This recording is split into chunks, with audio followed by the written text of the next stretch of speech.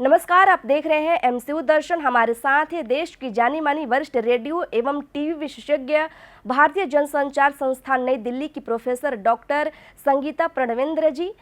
Ma'am 2 दशकों से ज़्यादा समय से पत्रकार रही हैं। मैम ने भास्कर टीवी में सहायक निर्माता के तौर पर काम शुरू किया था। द हिंदुस्तान टाइम्स में कॉपी एडिटर के तौर पर भी काम किया। मैम इंडिया टीवी में 13 साल तक स्टेट हेड रहीं। ऑल इंडिया रेडियो और दूरदर्शन से भी जुड़ी रहीं। मैम आपका स्वागत है। धन्यवाद जी। मैम आपसे मेरा पहला सवाल ये है कि माखनलाल चतुर्वेदी पत्रकारिता विश्वविद्यालय भोपाल में आपकी यात्रा का क्या उद्देश्य रहा है और आप इस विश्वविद्यालय को किस तरह से देखती हैं? ये विश्वविद्यालय एक बहुत पुरानी लेगेसी इतिहास लेकर के चल रहा है।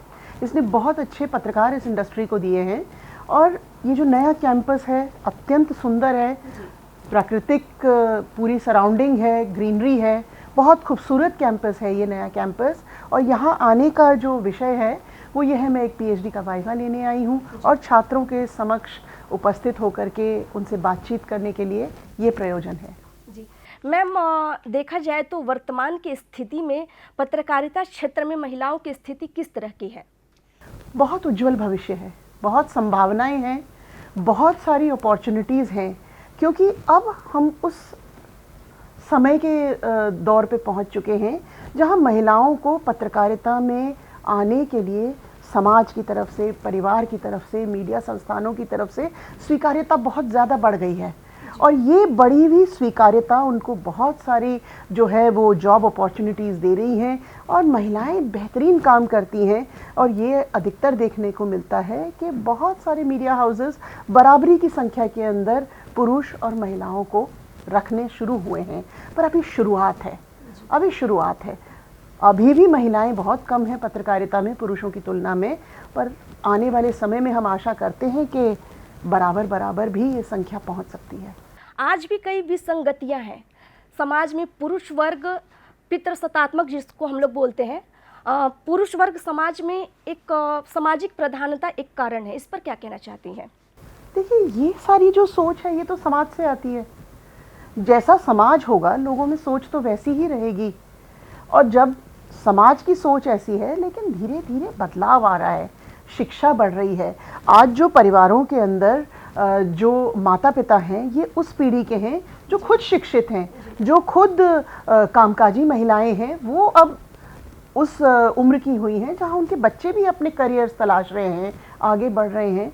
तो बहुत चीज़ें बदली है, लेकिन बदलाव जो है वो तो लगातार ही होना होता है। बदलाव शाश्वत है। जी। तो बदलाव और होगा और धीरे धीरे बहुत चीज़ें बदल रही है। महिलाओं के प्रति लोगों का एटीट्यूड बदल रहा है, उनको वर्कफोर्स में इक्वल अपॉर्चुनिटी मिल रही है, उनको बढ़िया वर्कर माना जा रहा है। और पत्रकारिता के क्षेत्र में भी ये हो रहा है। जी। मैम, आपको वाकई लगता है कि आज भी महिला पत्रकारों के सामने जो पत्रकारिता क्षेत्र है उसमें सेक्सुअल डिस्क्रिमिनेशन एक बड़ी चुनौती है आज के समय में? देखिए सुनिए, ये चीज़ें जो होती है ये कह करके नहीं होती है ना। ये हमारे जो मन की भ्रांतियाँ होती है। हम ऐसे बहुत पढ़े लिखे लोगों के सामने भी अगर हम बात करेंगे तो उनके अंदर एक ये भावना दिखती है हमें कि नहीं, पुरुष सुपीरियर है और वो नहीं है। लेकिन हाँ, जहाँ तक वेजेस का सवाल है, जहाँ तक डिफ़िकल्ट असाइनमेंट्स का सवाल है, चैलेंजिंग असाइनमेंट्स का सवाल है, अभी तक फुल अपॉर्चुनिटी नहीं मिलती है महिलाओं को। उन्हें ज़्यादातर सॉफ्ट स्टोरीज़ के ऊपर भेजा जाता है, फैशन, लाइफस्टाइल, छोटी मोटी बीट्स दी जाती हैं। लेकिन एक बहुत बड़ा वर्ग अब धीरे धीरे बढ़ रहा है जो कि बहुत चैलेंजिंग काम कर रहे हैं, बड़े बड़े राज्यों में काम संभाल रही हैं, टीम्स को हेड कर रही हैं। लेकिन डिसीजन मेकिंग में जब तक ज़्यादा महिलाएं नहीं आएंगी तब तक पत्रकारिता का परिदृश्य पूरी तरह से नहीं बदलेगा। क्योंकि उनकी जो सेंसिटिविटी और थॉरो काम करने की नेचर जो है वो तभी कंटेंट को प्रभावित करने लगेगी जब वो डिसीजन मेकिंग रोल्स में आने लगेंगी मीडिया ऑर्गेनाइजेशंस में। उसमें अभी थोड़ा समय लगेगा। कुछ शुरुआत हुई है, लेकिन और भी अभी लंबा रास्ता है। मैम ये बताइए कि राष्ट्रीय शिक्षा नीति 2020 जो राष्ट्रीय शिक्षा नीति 2020 है उसमें महिलाओं, खास तौर पर महिला प्राध्यापक, पत्रकारों एवं अन्य क्षेत्रों में काम करने वाली महिला कर्मियों के बारे में क्या उल्लेख है, कृपया आप दर्शकों को बताइए। देखिए, राष्ट्रीय शिक्षा नीति जो है वो इक्वल अपॉर्चुनिटीज़ इन सब की बात करती है, तो कोई विशेष तौर पे ये नहीं कह रही कि इन विषयों के ऊपर। देखिए, ये बात तो हमको सबको माननी पड़ेगी कि शिक्षा नीति चाहे नई हो चाहे पुरानी हो, उसने कभी भी महिलाओं से भेदभाव नहीं किया है।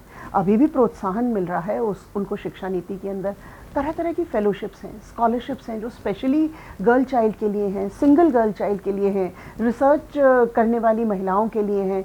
तो अपॉर्चुनिटीज़ बहुत हैं और नई शिक्षा नीति के तहत भी न सिर्फ ये जारी रहेंगी बल्कि ये और आगे बढ़ेंगी।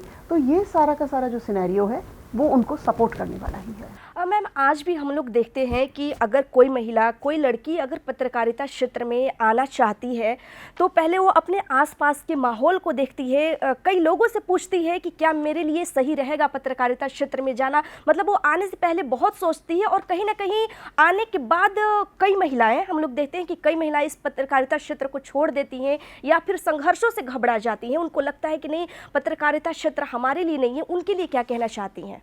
देखिए, चैलेंजिंग तो है ये प्रोफेशन, ऐसा नहीं है कि चैलेंजिंग नहीं है, क्योंकि कुछ रोल्स होते हैं वो तय होते हैं। अब एक परिवार में बच्चे का ध्यान रखना, घर का ध्यान रखना हम स्वतः रूप से मान लेते हैं।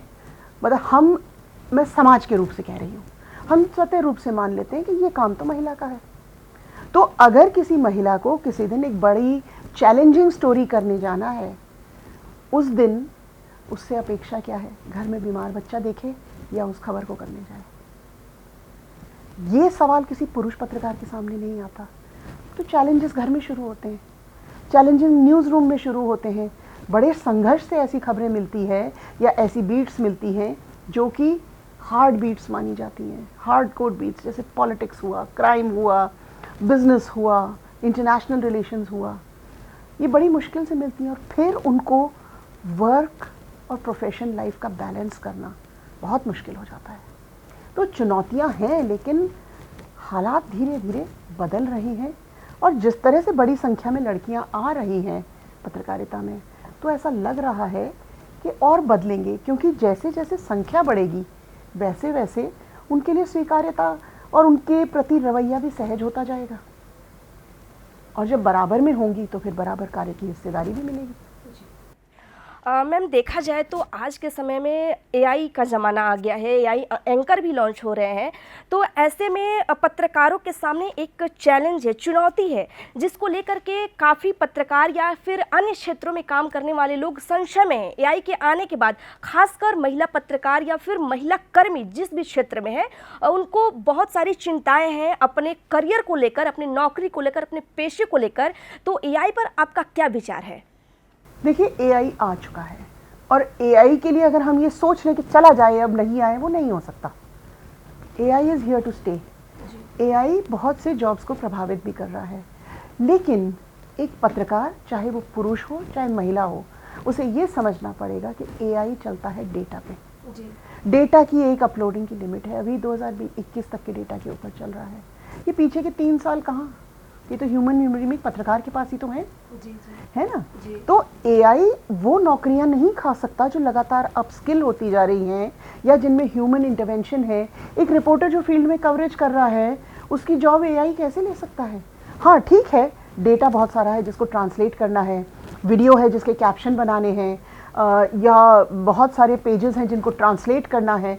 इस तरह के जो लोअर मतलब रेंज के जॉब्स हैं उनको एआई प्रभावित करेगा, लेकिन पत्रकारिता में अभी पूर्णतः मुझे नहीं लगता कि एआई बहुत ज़्यादा नुकसान कर सकता है, क्योंकि पत्रकारिता का सिद्धांत है जनता से टच।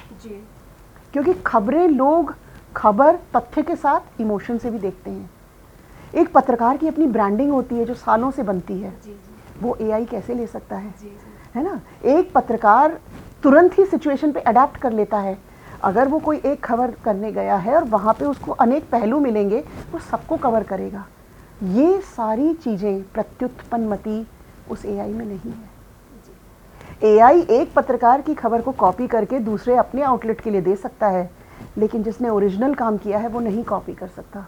तो अभी मनुष्य का जो मस्तिष्क है उसने एआई बनाया है, वो मस्तिष्क अभी आगे है। तो अभी पत्रकारिता में दखल इतनी आसानी से नहीं आएगा। अच्छा, मतलब कंट्रोल नहीं आएगा, दखल तो देखिए आ चुका है। मतलब आपका ये कहना है कि एआई आ जाए या फिर कोई भी आर्टिफिशियल इंटेलिजेंस की अगर हम बात करें तो वो पत्रकारिता क्षेत्र में जो फिजिकल रिपोर्टर हैं, फिजिकल एंकर है, उनका जगह नहीं ले सकते। नहीं ले सकते। अगर ले रहा होता जी, तो क्या हमें हर चैनल के ऊपर एक आर्टिफिशियल इंटेलिजेंस वाला एंकर नहीं मिलता, वर्चुअल एंकर नहीं मिलता? जी जी, अगर ये हो ही रहा होता तो क्या सारी आवाज़ें, सारी स्क्रिप्ट एआई से ही तैयार नहीं हो रही होती? जी जी, और फिर आप इससे भी गंभीर एक बात बताइए, लीगल रिस्पॉन्सिबिलिटी किसकी है एआई की खबर की? आज तो खबरों के लिए उत्तरदायी एडिटर होता है ना, जी बिल्कुल, जो सोच समझ के तमाम परिस्थितियों पे निर्णय लेता है कि ये खबर हाँ चलानी है, और उसको सारा क्लीन कर करके और कोई त्रुटि न रह जाए ये देखते हुए रहता है। फिर भी त्रुटि रही तो उन खबरों के लिए उत्तरदायी है। एआई की खबर के लिए उत्तरदायी कौन? तो ये चीज़ें है ना, कानूनी पहलू भी बहुत हैं। और अगर एआई का कंट्रोल करना इतना आसान होता तो बैलेंस शीट देखने वाले मीडिया हाउस तुरंत उसको अडॉप्ट कर चुके होते हैं। मैम एक रोचक सवाल है, मेरा आखिरी सवाल और रोचक सवाल है जो आपसे जुड़ा हुआ है और हर कोई जानना चाहता है, हमारे दर्शक जानना चाहते हैं। आप बतौर पत्रकार रही हैं, बतौर पत्रकार काम की हैं, आप 2 दशकों से ज़्यादा पत्रकार रही हैं, आपने इंडिया टीवी में भी अपना दायित्व निभाया है, आप हिंदुस्तान टाइम्स में कॉपी एडिटर के तौर पर भी काम किया है। आप जर्नलिज्म से एकेडमी में आने का फैसला कैसे लिया और आपकी क्या सफ़र रही है? मतलब अचानक से पत्रकारिता से फिर जर्नलिज्म से मतलब एकेडमी में आना। पत्रकारिता से दूर नहीं हुई हूँ जी, बस न्यूज़ रूम से क्लासरूम में आ गई हूँ, क्योंकि मेरे छात्र भी पत्रकार ही हैं। हम जिन विषयों पे चर्चा करते हैं वो भी पत्रकारिता से जुड़े हैं, जिन सिद्धांतों पे बात करते हैं वो भी पत्रकारिता से जुड़े हैं, जिन तकनीकों पे बात करते हैं वो भी पत्रकारिता से जुड़ी है। हाँ ठीक है, पाला बदल गया है, लेकिन विषय अभी भी वही है, पत्रकारिता। तो मैं ये नहीं कह सकती कि मैं पत्रकारिता से दूर हूँ, और बस मेरी कोशिश यही है कि जो कुछ किताबों का ज्ञान है उसके साथ साथ मेरे जीवन का जो अनुभव है, जो मैंने पाया है इतने वर्षों तक काम करके, वो भी मैं उनसे साझा कर सकूं, उन्हें सिखा सकूं। मैम जैसा कि आपने मुझे पहले बताया कि हाँ ये फील्ड चैलेंजिंग फील्ड है, चुनौती भरी फील्ड है, इसमें चुनौतियों का सामना करना पड़ता है। तो मैम आप ये बताइए कि जब आप बतौर पत्रकार काम कर रही थी तो आपके सामने किस किस तरह की चुनौतियाँ आईं और आपने उसको कैसे फेस किया? चुनौतियाँ तो देखिए बहुत सारी आती हैं, लेकिन फेस करने का सिर्फ एक तरीका होता है, वो एक अंदर मन का जज्बा होता है। मेरी खबर बहुत बढ़िया होनी चाहिए, उसमें कोई तथ्य गलत नहीं होने चाहिए, और साथ में जब टीवी में रहते हैं तो एक थोड़ा सा नशा ये भी होता है, सबसे पहले होनी चाहिए, ब्रेक हम कर दें। तो इन चीज़ों का ध्यान रखते हैं, और थोड़ा ये ध्यान रखना होता है कि घटनाक्रम जो हो रहा है उसमें इमोशनली इन्वॉल्व नहीं हो, प्रैक्टिकल रह करके उसको कवर करें। हृदय विहीन भी नहीं हो सकते, संवेदना उचित व्यक्ति के लिए आवश्यक है, लेकिन भावना में बह नहीं जाना है। तथ्यों को संभालना है, समझना है, उनके अनुरूप ही खबर को करना है, और साथ ही साथ जितना बेहतरीन आप में क्षमता है वो करते रहो। और मेरा ये मानना है कि दिन दिन प्रतिदिन आप में कुछ नया सीखने की ललक होनी चाहिए। हर खबर आपको कुछ सिखा के जाती है, तो वो सीखते रहने का जज्बा अगर अंदर है तो आप एक छात्र बने रहते हो लगातार, और नित्य नए सीखते रहते हो और आगे बढ़ते रहते हो। आपने कैसे सोचा कि आपको पत्रकारिता से एकेडमिक में जाना है? ये डिसीजन कैसे आया? ये ख्याल आपके मन में कैसे आया? ये ख्याल मन में नहीं आया, मेरे ख्याल से ये अपने आप ही हो गया। बस एक बड़ा ही स्मूथ ट्रांजिशन था, अपने आप हो गया। ऐसा नहीं था कि तय कर रखा था कि इस वर्ष में ऐसा करना है या उस वर्ष में ऐसा करना है, बस एक स्वतः से ही हो गया। ऐसा लगा कि चलिए स्विच कर लिया जाए, इस पारी को अच्छा खेल लिया है, अब इस पारी को खेला जाए, अपना एक्सपीरियंस छात्रों को दिया जाए और बेहतर बनाया जाए। मैम, आपने अपना कीमती समय, बहुमूल्य समय हमें दिया, इसके लिए बहुत बहुत धन्यवाद। बहुत बहुत धन्यवाद। तो सुना आपने डॉक्टर संगीता प्रणवेंद्र जी को। फिर मिलते हैं अगले एपिसोड में नई जानकारी के साथ, नई शख्सियत के साथ। फिलहाल इतना ही, हमें दीजिए इजाज़त। धन्यवाद, नमस्कार।